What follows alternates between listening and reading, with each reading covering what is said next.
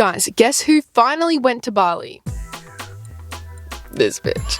I've basically been begging the girls to come with me on a magical, fun summer girls trip to Bali for as long as I can remember. So when the girls finally agreed to a Bali trip, I took that and I ran with it. We were going to stay 5 nights in Ubud and 5 nights in Seminyak, just so that we could have like a sort of different experience. Ubud is meant to be this beautiful, jungly, kind of away from the city, touristy part of Bali. And Seminyak is pretty much right in the hustle and bustle of the party scene, shenanigans, everything else that happens in Bali. So we come to the night before our flight, which by the way was at 6 a.m. the next morning. And I made sure that all of the girls slept over at my house. Because let me tell you a little something about my friends. They are always late as to everything. I do love you girlies, but get a grip. So I knew they had a long-standing history and track record of being notoriously late to everything. I said, bitches, you are staying at my house the night before the flight because I do not trust you to rock up at the airport on time without my guidance. I do not trust you to wake up in time without my guidance. So if you stay at my house, I can make sure that you get your ass out of bed. I will walk around clashing together 2 saucepans until you do, because we are not missing our 6 a.m. flight. So whilst I did in fact make sure that we all got to the airport in time, it was classic sleepover vibes the night before, meaning we literally got no sleep because we were acting like children on Christmas Eve. We were just so giddy and excited, and we were laying in bed watching TikToks and laughing and trying to sleep and then not being able to sleep because we would keep talking. I ended up maybe getting about half an hour of sleep before we had to wake up to go to the airport, but thank goodness everything had gone to plan. We did get to the airport on time, slightly too on time actually, because we were there before the gate even opened, so we were having a little nap on the airport floor. Sade is eating. I wish I could, bro. We really planned this trip on a budget. So when I tell you we booked the cheapest possible flights, I really mean that. And it's safe to say we had probably the worst flight ever. We couldn't get all of our seats together, so it had to be like 3 people in one row and 1 person in the other row. Haley volunteered to be in the other row. We all collectively agreed to give Sade the window seat because she had been moving house the day before and she was like objectively the most tired out of all of us. So we were like, girl, you can have the window seat. It's chill. Just pass out for the whole flight. She passed out even before takeoff. And as all of the kids were screaming and my head was pounding from no sleep, I kept enviously looking over at Sade, who was out like a light against the airplane window. I'm not even going to fully complain about that though, because the person who objectively had the worst end of the stick was Haley. One of the reasons that she originally volunteered to take the seat that was sitting next to random people was that she was like, ooh, maybe I'll get to sit next to like some hottie on the airplane and we can like talk for this whole 6-hour flight and it'll be romantic and like airplane romance. As soon as we got onto the plane, she quickly realized that she was going to be stuck next to 2 old men. She was stuck next to 2 old men, and I saw the excitement leave her eyes as she realized that she would in fact not be having an airplane romance. She was sat in front of kids. Kids were behind her, and the whole flight they were kicking her seat and screaming and touching their sticky iPad. I did not envy her at all, girl. Every time I looked over at her, I could just see the rage bubbling up behind her expression. Like, she was not happy. There was also no comfortable way to sleep. The seat in front of me was like here, and I literally slept like this with my head against the seat. I looked stupid. My forehead did hurt. But alas, 6 hours later, we finally touched down in Denpasar. The moment we step off the plane, it is hot. Considering we had left from Sydney, Australia in the early hours of the morning where it was currently winter, we were dressed in like sweatpants. So the second we stepped out into the Bali atmosphere, it was hot and humid. I'm getting thirsty just thinking about it. But despite the no sleep, horrible flight and extreme humidity, we were in high spirits because guess what? We were in Bali, baby. We had made it. Now, we had to get from Denpasar to Ubud, which is about an hour and a half to 2 hours away, purely because of the traffic, or so I had heard in my research. But it's okay, because I had our villa owner lined up to collect us from the airport. We had organized this before, that he would be picking us up, and just before we took off, I messaged him to let him know of our flight number so that he could track and then roughly know what time to pick us up from the airport. And then when I landed and turned on my data, I could see that another number had messaged me confirming that he was waiting outside to pick us up. But it was a different number and name than the villa owner that I was originally speaking to that said he was outside to collect us. But I just thought that it must have been like his employee that was going to come and pick us up, or his friend, because like this guy knew our details of when we were landing and my name and everything, right? So once we make it through customs and through the airport, the guy had messaged me saying, oh, look for the sign with your name on it. We're literally dragging our heavy ass suitcases, sweating from the humidity, flustered, searching the crowd for my name, and we finally find the guy with the sign that has my name on it. Great, we found our driver, right?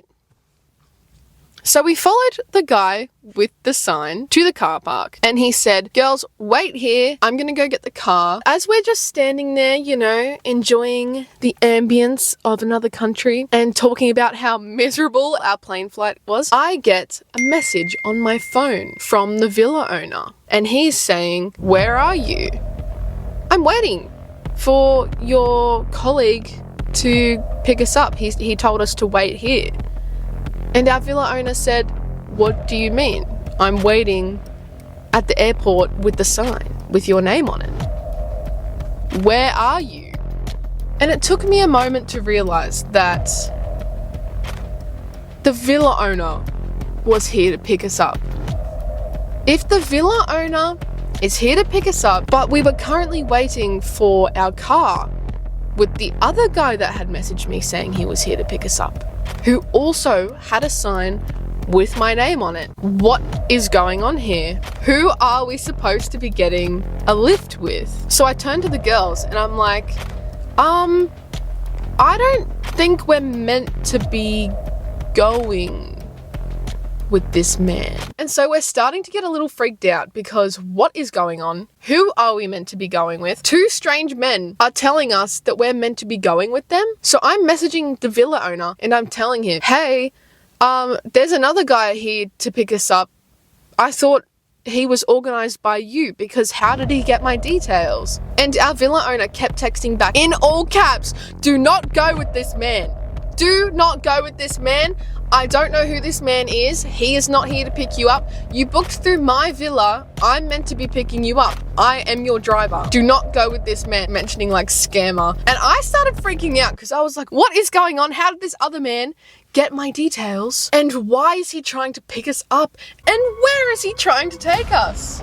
Are we about to get kidnapped in a foreign country? And we were gonna go so willingly too. So I show the girls the conversation I'm having with this villa owner, and we all collectively decide, let's get out of here and go find the villa owner who we are meant to be getting a lift with, right? So we start leaving the car park. We find our villa owner who has a sign with my name on it. Thank goodness. We are in the right hands now, right? We say hi to him. We have a joke about what happened, and he talks about, oh yeah, scammers, like they're just trying to scam you for money. Whatever that means. Scam me out of my organs, maybe? Was I about to wake up in an ice bath with no kidneys? Who knows? He starts packing in our suitcases. But then, from somewhere else in the car park, we start to hear, girls, come here, come with me. Who was it? It was the other driver that had told us to wait and who we had ran away from. It was the other driver. And he was speed walking towards us as we were packing our bags into the villa owner's car. And I had to say to the villa owner, like, no, we're gonna go with you because we're literally going to your villa. It's your villa, we're going. They were trying to figure it out in their language, and the girls and I were just kind of stood here like, are they fighting over me? They ended up shaking hands and the other guy walked away. But anyway, we do the 2-hour drive to Ubud. We finally arrive at our villa. As tired as we were, I wanted to go hit the town. I wanted to go out and explore Ubud, all right? Sleep can wait. My stomach cannot. Let's go get some food. We had ordered like a van to take us out to the town. We're trying to figure out how to pay him, right? Because Bali money is confusing. There is so many zeros. And for what? Why so many zeros? It took us a while to fully wrap our heads around that, and the app tells us that we have to pay 50,000 rupiah. And we're working out our money. We've got all our paper money in our hands, trying to figure it out, and finally we scrape together what we think is 50,000 rupiah. We hand it to the driver, who is literally laughing. He's laughing. But Rachel, the absolute clown in the back seat, was making jokes, and so we just kind of thought he was laughing like at our jokes. We thought he was laughing at the banter that was going on in the car. Absolute class clowns we are. But it wasn't much later until I figured out that we actually paid him 500,000, which is equivalent to $50 Australian. That driver was meant to be $5 Australian, and we gave this man $50. I'm pretty sure he was laughing at the fact that we're just dumb white girls who can't figure out the money. Honestly, fair play. But alas, we jump out, we are starting to walk the streets of Ubud, we're walking past all these cute little shops, and we're just enjoying the atmosphere. It's so beautiful. The locals love talking to you. In the first few minutes of walking through Ubud shops, I got called Lady Gaga and Cinderella by the locals. Very confused about where Lady Gaga came from. Some guy literally called me his Cinderella. But guys, it gets worse. As we were walking down a tight little street, there was two guys on the back of a scooter, or a bike, as they call it. They love to say bike. They were driving towards us, like to get past us on the street. And the guy driving looked at me on the way past, and guess what he said to his friend? He said, so big breast. So big breast. That's what he said to me, driving past me. The girls and I start laughing because what the actual hell? But it gets funnier when we realize if he was just saying that to his friend, saying that, oh, that girl has big breasts, wouldn't he say it in their language? Wouldn't he say that to his friend in Balinese? I think it was even funnier the fact that he on purposely said it in English so that I would hear. And listen, we're not a fan of catcalling, but there's something so funny about the fact it was like in broken English and literally just like, so big breast. It became like an inside joke for the rest of the trip. The girls and I would just look at each other and be like, so big breast. Anyway, so we did our shopping. We found this lovely ramen restaurant, which, let me tell you, that ramen is the best meal I have ever had in my entire life, and I don't know if it was because we hadn't eaten since 3 a.m. or if it was genuinely the best ramen on this planet. And oh my god, we thought about that ramen for literally the rest of the trip, like soul food. We had to be up at 2 a.m. the next day because for some reason I planned a sunrise hike up a volcano, literally the day after our flight, which we also had to be up at like 2 a.m. for. And we had no sleep. I do not know why I thought that was a good idea. Now, this hike had to be one of the hardest hikes I have done in my life. They literally gave us like a walking stick each, which came in very handy actually. The gravel was so slippery. It was a hard hike and I honestly didn't know if I'd make it to the top. And can you believe our tour guide? I love her so much. She was so cute. Her name was Jessen and she hikes that mountain every morning. It's literally her job. She could tell we were struggling too because like we kept taking breaks. She kept asking, do you want a break? And we were like, yes. It was actually really cold up that mountain. Who would have thought? I mean, I guess that makes sense, but I think because I just thought it was Bali, I thought it would be like warm up there. In my clips, you can see the cold air. And there was this halfway rest point where locals were waiting with motorbikes. They were waiting and they were offering us lifts to the top of the mountain for like $10 or something, which, not gonna lie, was very tempting. Very tempting because my muscles in my legs have never experienced such adversity. We decided, you know what, we've hiked this far already. We're gonna finish this hike and say that we did it. Like we just want to say that we hiked to the top of this mountain. So I did begrudgingly, politely refuse these lifts up the mountain. We're going to do this if it kills me. After 2 hours or more of strenuous hiking up an incline this degree, almost, pretty much, we finally make it to the top. We literally made it just in time. Looking goofy with these head torches. Yeah. It was getting light. We could start to see all the light through the clouds. Oh my goodness. Relieved that the hike was over, but also presented with this amazing, breathtaking, literally life-changing view. That view was so gorgeous. I could literally cry. Had all these emotions of like relief and exhaustion. Wait, Bali.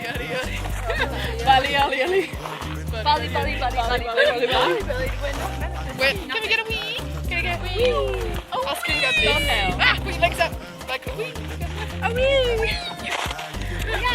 I'm a young boy, you can't say that. Young man, there's no need to feel down. I said, young man. The clips just don't even do it justice. The clips are beautiful, but like, oh my god, you had to be there. You honestly have to be there and experience that. And our lovely tour guide, Jessin, she really pulled out the camera for us. Like, low-key content creator queen. She was getting little videos of all of us and pictures and directing us for like little like scenic videos. Some of them were cringy, but like in the best way. Like, I wouldn't post them on Instagram, but I'm gonna post them here because I think they're funny. I'm so girly pop. Look at me.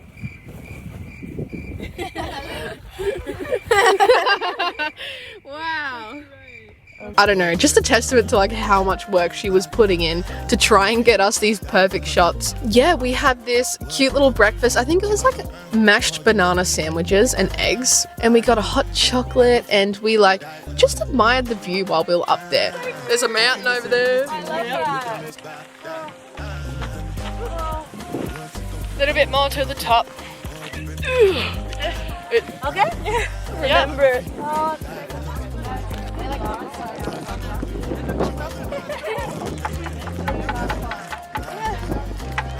Still munching. Yeah.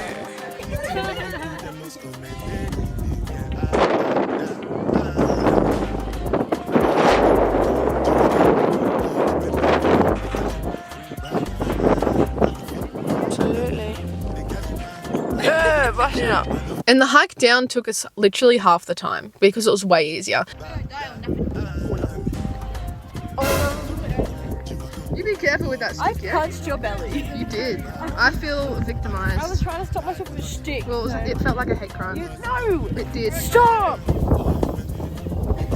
It was way easier physically, but I actually ate shit so many times. Like, the amount of times I slipped down this mountain. And I feel sorry for poor Jessin, our tour guide, because she was so worried every time I'd fall down. Oh my god, I think I gave her a heart attack about 10 times.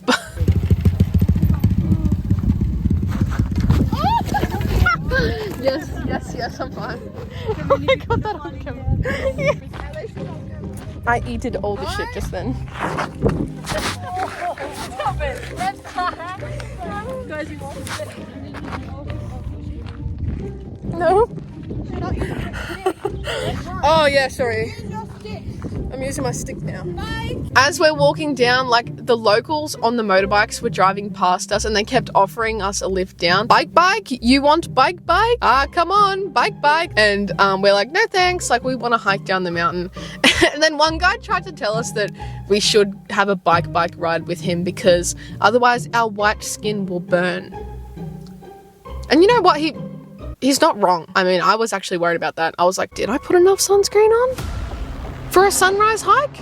Something you guys don't know about me is I actually have a genuine phobia of sunburn. And I think that's just from like literally getting 2nd-degree sunburns as a child.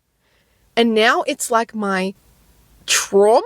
Anyway, that comes into play at part 2. As we were walking down the mountain, Rachel and I were just going at like a chill pace. We were talking to Jessin, we were asking her about her life, what life is like in Bali, and she was telling us that she wanted to study and she wanted to start her own little business and stuff. We were just having the most wholesome D&Ms, right? And Sade and Hayley, skinny queens, were just walking at a fast pace down the mountain. I don't know why they wanted to get back so bad, especially because they couldn't leave without us. Why were they doing that? Anyway, they like walked off, like so far that we didn't know where they were anymore, but we assumed they knew the way back. They were walking confidently. They must know the way back, right? We eventually get back to the meeting place, and Sade and Hayley aren't there. Sade and Hayley were nowhere to be found. And I was like, are you kidding me? Are they lost? In a foreign country? Did they get lost on the mountain track somewhere? I think they gave Jesson multiple heart attacks because she was like, oh my God, they're lost. Oh my God. It's all right. We ended up finding them. They just took the wrong way at a fork. We found them. Thank God. A search party in Bali is not what I signed up for on this holiday. So we found them. We said our goodbyes to Jesson. The drivers took us to this beautiful hot spring. And then like coffee tasting after. That was lit. Free coffee. Yes, please. They have this famous coffee in Bali, which is like Liwok poo coffee. The Liwoks literally poo out coffee beans and then they like ferment them. I chose not to try the poo-poo coffee. I don't know why. I was like, you know what? I like my coffee poo-poo free. No poo-poo coffee for me. I do have some footage of a villa room tour. He's a little guy. Hello. I look like shit right now because we quite literally just climbed up a volcano. But I want to give you guys a little villa tour. It starts off looking like this with these two little guys out the front. Hey, isn't she cute? She's so cute. And she also has a boyfriend with the mustache. And open. Stunning. What's going on in here? Truly, this. Oh, Are you twerking in my room? I might be twerking in your room. You would be. You're getting hoe in my room. I'm getting. Oh my goodness. Well, yeah, this is the master room. Yeah. It is now a production. Wow. Inception. Majestic master room, which Hayley and I have claimed. Wait, I can hear you. Let me lock you in your room. Wow, really? Love you. Oh, the frog is gone. The frog is gone. He's probably in my luggage. Help me! I now have a souvenir. Look how cute the room is. I'm obsessed. Then we've got our bathroom. Here's me. And the shower. I absolutely love these natural looking showers. We've got someone in the kitchen. Oh, I thought she was talking to you. She must be talking to herself. She's talking shit about me, bro. She's talking shit about you. She's like, "Troy, this is room." The walls are very thin. The essentials, we've got a fridge with all of our snacks. So many snacks. Just the sweet treats, you know? Probiotics. Outdoor shower. Let her have her moment. Isn't she cute?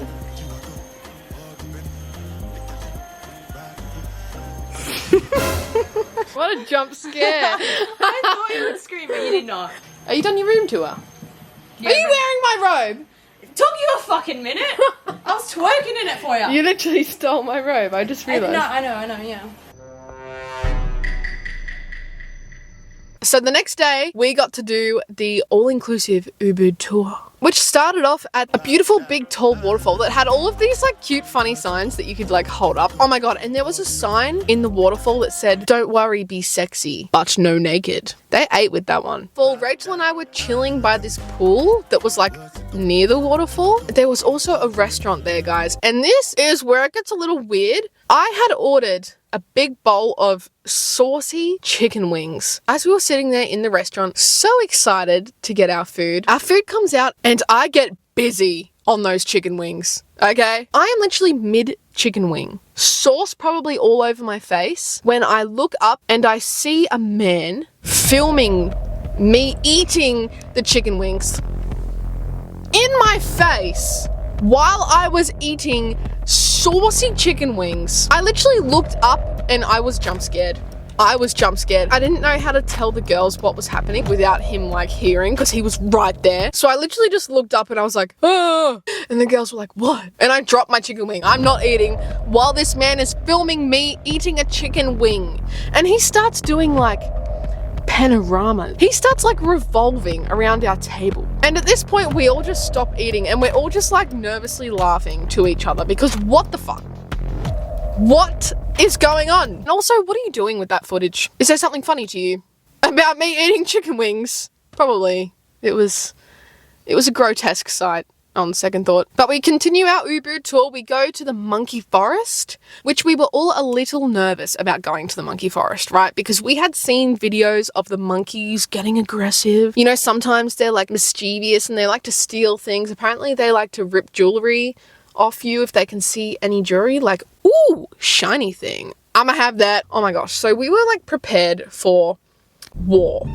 We were prepared for war going into this monkey forest, okay? We had all of our belongings on lock. No monkey was gonna steal nothing from me.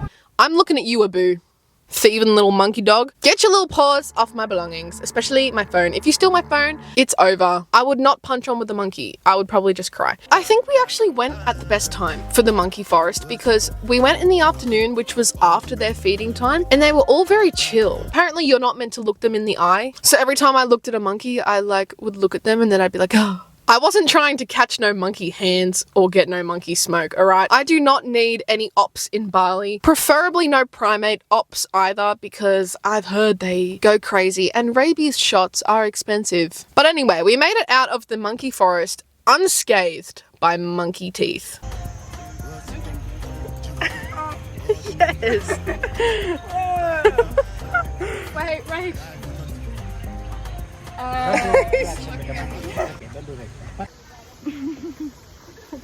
Walk my dog. Oh.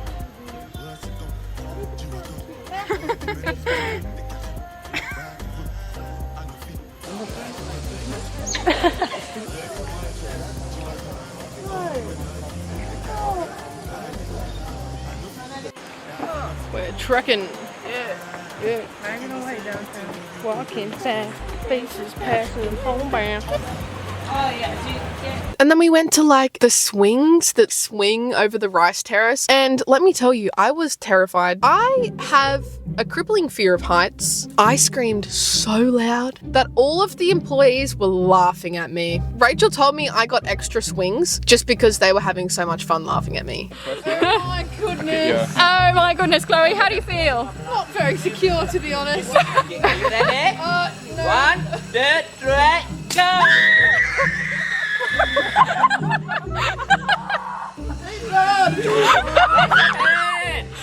Hands up! Let go. Okay, hands free!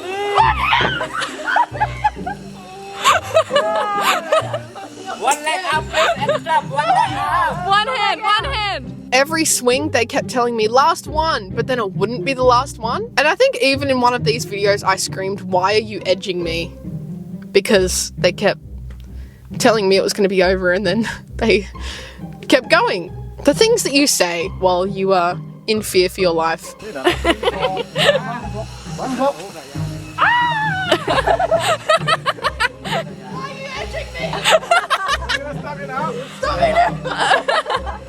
Alright, that was good, but I'm not doing it again. Then we concluded the Ubud tour with a walk through one of the temples, which was absolutely beautiful. We learned a lot about their religion and like the little blessings that they put out and like showing gratitude. We saw that. But if there's one thing about the temples, there are a lot of koi fish. There's a lot of koi fish at these temples, which would be fine, except that Rachel, for as long as I can remember, has had the most hilariously crippling fear of fish. So when we walked past this big old pool of fish, she was not impressed. No, I want to get your face too. Go home now. Our tour guide took another one of those like weird like cinematic videos of us, but I have to show you guys because it's actually so funny and we didn't realize until we looked back, but like there's this guy in the background who like realized that we were filming this video. He did a double take and we caught the whole thing on this awkward little video that we have and it's so fucking funny. I'm gonna put it in here.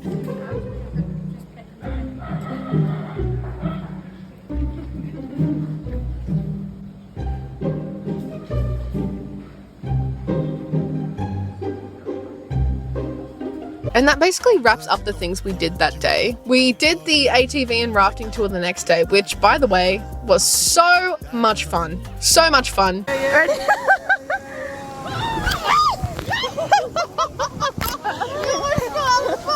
I Oh, they're so small. I would 10 out of 10 do that again. Those ATVs are definitely not up to standard. The brakes were really hard to like make them work, and the steering was really hard. Like they needed some blinker fluid. And like not only did we get to do waterfalls and mud tracks and stuff, but my favorite part was actually just like driving through the back streets of Ubud, like in the rural sort of area, driving past all the rice fields and like people working in the rice fields. I don't know, it just felt so beautiful and like fun. When we got back to the villa, there was a huge spider in our bathroom. Absolutely huge. I should have left the spiders in Australia. Why is there a big daddy spider in my bathroom? So of course we like screamed a bit, and then Rachel came running from the next room. Okay. What is your throw, bro? Sorry, I'm scared too. Come on. Are you LeBron James in this house? It bounced off him. Yeah, I got his leg. I'm Bro, sorry. fully armored. You need force, brother. That's not gonna do shit. Fuck you. Finish him. Wait, where the fuck am I? I'm sweating. Can you see that? I'm sweating. She's perspiring from the pressure. Oh, it's crazy. Alright, I don't have to call the hotel person now. Can I watch your shit now? Do you? No. I can pick it up. Do you want me to get rid of it? Oh, absolutely. That would be so boyfriend material if you could get rid of that spider. Are you giving him a burial at sea? No, I'm yes. Alright. The op is in the toilet.